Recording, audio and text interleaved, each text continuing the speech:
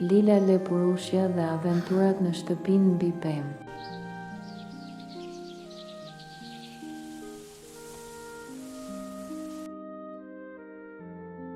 Në mes të një pylli të bukur dhe plot dritë jetonte një lepurushe e mirë me emrin Lila. Lart mbi tokë, në një shtëpi të vogël mbi pemë, ajo kishte ndërtuar shtëpinë e saj të ngrohtë. Lila nuk jetonte vetëm.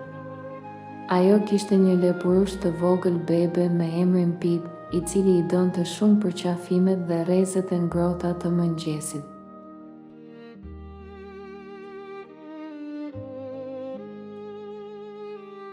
Ndërsa dielli zgjonte ngadalë pyllin, Lila shtriu putrat dhe buzëqeshi duke parë mëngjesin e bukur.